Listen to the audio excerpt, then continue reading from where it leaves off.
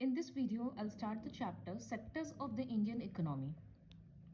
Various economic activities में क्या sectors है उसके बारे में हम लोग पढ़ेंगे. तो बेसिक 3 सेक्टर होता है, primary, secondary and tertiary sector. So what is primary sector? Primary sector मतलब जब नेचुरल रिसोर्सेज यूज करके डायरेक्टली गुड्स प्रोड्यूस किया जाता है तो उसको प्राइमरी सेक्टर बोलते हैं. इसमें जो भी फैक्टर्स होता है रिस्पॉन्सिबल वो सब नेचुरल होता है. जैसे कॉटन प्रोड्यूस करना, तो सॉइल उसके लिए क्या चाहिए? Soil, cotton plant. और डिपेंडेंट किस पे रहते हैं फिर? रेनफॉल पे, temperature and everything, sunshine, climate. तो these are all natural factors, therefore it is a primary sector thing. Primary तो एग्रीकल्चर रिलेटेड जितना भी ऑक्यूपेशन है, डेयरी फार्मिंग हो गया, एनिमल रियरिंग, फिशिंग, कुछ भी हो, सब नेचर के ऊपर डिपेंडेंट है. तो इसीलिए प्राइमरी से एग्रीकल्चर रिलेटेड जितना भी ऑक्यूपेशन है सब प्राइमरी में आता है. Next comes the secondary sector. Primary sector में जो गुड्स प्रोड्यूस होता है, जैसे कॉटन प्रोड्यूस हुआ, अब उससे थ्रेड बनाना, कॉटन थ्रेड से अब फैब्रिक बनाना है या यार्न बनाना है, मशीन्स में होता है. तो जब प्राइमरी गुड्स को हम लोग प्रोसेस करके इंडस्ट्री फैक्ट्रीज में फर्दर गुड्स प्रोड्यूस करते हैं तो वो सेकेंडरी सेक्टर में कवर होता है. जैसे मिल्क एनिमल से मिल गया, अब मिल्क से फैक्ट्रीज में चीज़ बन रहा है, घी बन रहा है, बटर बन रहा है, तो उन सब के लिए मशीन्स चाहिए लार्ज स्केल पे, तो वो सारा आ जाएगा सेकेंडरी सेक्टर में. तो इसको इंडस्ट्रियल सेक्टर भी बोलते हैं क्योंकि सारा इंडस्ट्रीज रिलेटेड वर्क हो गया. Next is tertiary sector. तो आफ्टर प्राइमरी एंड सेकेंडरी ये थर्ड सेक्टर है. कभी कभी ऐसा होता है, अब जैसे फैक्ट्रीज में गुड प्रोड्यूस हो गया, अब उसको ट्रांसपोर्टेशन का जरूरत है मार्केट तक पहुंचने के लिए, तो ट्रांसपोर्टेशन का काम हो गया टर्शियरी सेक्टर में. तो टर्शियरी सेक्टर में क्या होता है? कोई गुड्स नहीं प्रोड्यूस हो रहा है, वो प्राइमरी और सेकेंडरी को सर्व कर रहा है, तो इसीलिए उसको सर्विस सेक्टर भी बोलते हैं. जैसे अपना बिजनेस करने के लिए फोन कॉल्स करना है, फोन से पूरा टाई अप करना है, तो कम्युनिकेशन हो गया, that comes in tertiary sector. Bank facilities चाहिए होता है बिजनेस करने के लिए, तो बैंकिंग हो गया टर्शियरी सेक्टर. तो ये जो भी सर्विस रिलेटेड होता है, जहां कुछ गुड्स नहीं प्रोड्यूस हो रहा है, that comes under service sector. Service sector also include some essential services जो डायरेक्टली प्रोडक्शन में हेल्प नहीं कर रहा है, जैसे टीचर्स, डॉक्टर्स. इन सब पे बिजनेस नहीं डिपेंड कर रहा, लेकिन लोगों को इनका सर्विस चाहिए for better life. Washerman, barbers, cobblers, lawyers, तो ये सब कुछ भी हो गया सर्विस सेक्टर में. So these are the 3 examples of occupation, sorry sectors of occupation. अब अगर कंपेयर करेंगे तो एक कंट्री का अगर हम लोग टोटल प्रोडक्शन देखते हैं कि किस तरह से, मतलब एक कंट्री में कितना टोटल प्रोड्यूस हुआ, तो यहाँ पर जैसे एक एग्जांपल है कि सपोज 10,000 केजीज ऑफ व्हीट बेचा गया 8 रुपया करके, 8 रुपीज पर केजी, तो टोटल वैल्यू कितना हुआ? 8 इंटू 10,000, 80,000. फिर 5,000 कोकोनट्स 10-10 रुपया में खरीदा गया, तो टोटल उसका वैल्यू हुआ 50,000. अब ये किसी को मिल रहा है, अब जैसे व्हीट एक मील खरीदा, जो अब उसको पीस कर, ग्रेन्स उसका पीस कर फ्लावर बनाएगा, आटा बनाएगा, तो वो 8 रुपया में करके खरीदा, लेकिन अब वो उसका आटा बनाकर उसको 10-10 रुपया पर केजी में बेच रहा है. तो जो 80,000 था पहले वैल्यू, अब वो हो जाएगा 1 लाख. फिर ये कोई बिस्किट का फैक्ट्री खरीद लिया इस व्हीट को, और वो इसमें क्या किया, ऑयल, शुगर और इन सब का एक्सपेंसेस जोड़कर अब वो एक एक पैकेट बिस्किट को बेच रहा है 60 रुपीज़ में, 15 रुपीज़ में पर पैकेट, सॉरी. तो धीरे धीरे जैसे जैसे उसमें और काम होते जा रहा है, पहले सिर्फ ग्रेन्स था तो वो 8 रुपीज़ पर केजी में मिल रहा था. फिर उसको जब ग्राइंड करने का, उसको पाउडर बनाने का मेहनत हुआ, तो उसका दाम हो गया 10 रुपया पर केजी. फिर जब वो और प्रोसेस हुआ, बिस्किट बना, तो उसका दाम और बढ़ गया. तो इसी तरह से जैसे जैसे प्रोडक्शन में आगे बढ़ते जाते हैं, उस गुड्स का प्राइस और बढ़ते जाता है, क्योंकि उसमें और लेबर चार्ज लग रहा है और सब चीज़ का खर्चा बढ़ रहा है। तो जब हम लोग फाइनल वैल्यू देखते हैं, अगर हम ये देखेंगे कि टोटल गुड्स कितना प्रोड्यूस हुआ, तो उसमें हम वीट को और फिर कोकोनट को, ऑयल को, इन सब का एक्सपेंसेस फिर अलग अलग नहीं जोड़ेंगे। मेरे पास जो डायरेक्ट फाइनल प्रोडक्ट है ना बिस्किट, हम बस इतना ही देखेंगे कि कितना बिस्किट प्रोड्यूस हुआ, उसमें कितना टोटल प्रोडक्शन का वैल्यू है, क्योंकि बिस्किट का जो रेट है उसमें ऑलरेडी वीट और ऑयल, शुगर, सब चीज़ तो ऑलरेडी एडेड है।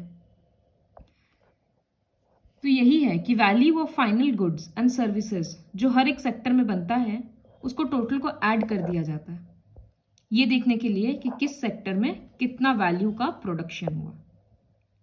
और जब इन तीनों सेक्टर का टोटल प्रोडक्शन को ऐड करते हैं तो वो कंट्री का ग्रॉस डोमेस्टिक प्रोडक्ट बनता है। मतलब ये दिखाया जाता है कि वो कंट्री कितना टोटल प्रोड्यूस किया है। जितना जीडीपी ज़्यादा होगा, मतलब उतना ज़्यादा सामान बना है, तो कंट्री में उतना ज़्यादा प्रोग्रेस हुआ है।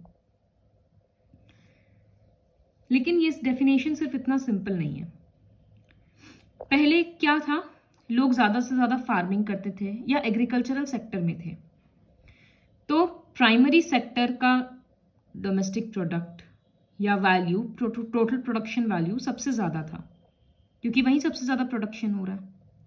फिर जैसे जैसे टाइम इम्प्रूव होते गया, तो वो एक्सेस प्रोड्यूस को फिर और प्रोसेस करके दूसरे दूसरे मार्केट में बेचे जाने लगा, तो वहाँ पर इंडस्ट्रीज वगैरह काम में आया, तो सेकेंडरी सेक्टर का ग्रोथ हुआ। फिर जिस तरह से ज़्यादा प्रोड्यूस होने लगा, तो उसको डिफरेंट कंट्रीज भेजना या दूर दूर तक दूसरे दूसरे स्टेट्स में भेजना, तो इन सब का काम के लिए टर्शियरी सेक्टर का ज़रूरत पड़ने लगा, ट्रांसपोर्टेशन, बैंकिंग, कम्युनिकेशन। तो जैसे जैसे टाइम बढ़ते जा रहा है, कंट्री डेवलप होते जा रहा है, वैसे वैसे प्राइमरी सेक्टर से ज़्यादा लोग सेकेंडरी में काम कर रहे हैं और सेकेंडरी से ज़्यादा टर्शियरी में। तो जो डेवलप्ड कंट्रीज हैं, वहाँ पर टर्शियरी सेक्टर से ज़्यादा जीडीपी मिलता है।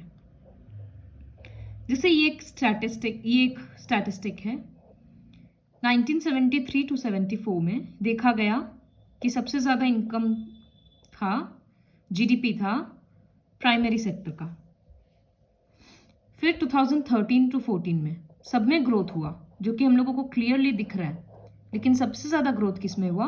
टर्शियरी सेक्टर में, क्योंकि लोगों को सर्विसेज का ज़रूरत बहुत ज़्यादा पड़ने लगा। तो टर्शियरी सेक्टर का इंपॉर्टेंस बहुत ज़्यादा बढ़ते जा रहा है। इसका क्या रीज़न है?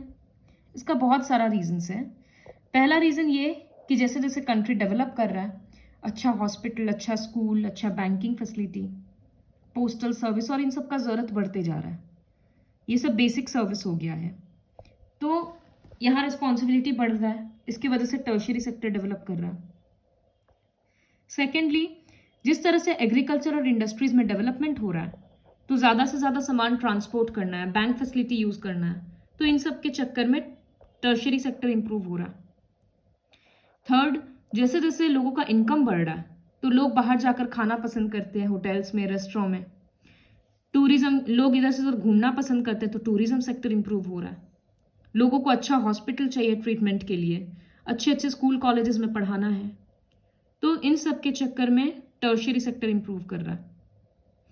फिर इंफॉर्मेशन एंड कम्युनिकेशन टेक्नोलॉजी में जो डेवलपमेंट हो रहा है, उसके वजह से टर्शियरी सेक्टर इंप्रूव हो रहा है। सो ये सारा रीजंस है टर्शियरी सेक्टर के ग्रोथ का। लेकिन यहाँ भी प्रॉब्लम है।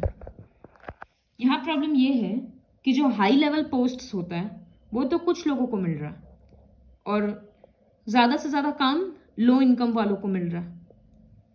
तो इसके वजह से ग्रोथ तो हो रहा है, ठीक है, लेकिन उससे कंट्री का पूरा एक्चुअल प्रोग्रेस नहीं हो पा रहा है, क्योंकि हर किसी को इक्वल अपॉर्चुनिटी नहीं मिल रहा अर्न करने का। तो ये ग्रोथ अगर इवन होता तब बेनिफिट होता। जैसे बहुत सारा वर्कर लोग हैं जिनका ट्रांसपोर्टेशन का कंपनी है, लेकिन बहुत इरेगुलर काम है, क्योंकि वो इतना एफिशिएंटली नहीं हो पा रहा अलग अलग रीजंस की वजह से। तो फिर वहाँ टर्शियरी में ग्रोथ होने के बाद भी उस कंपनी को तो बेनिफिट नहीं हुआ ना, इस तरह से। So where are most of the people employed?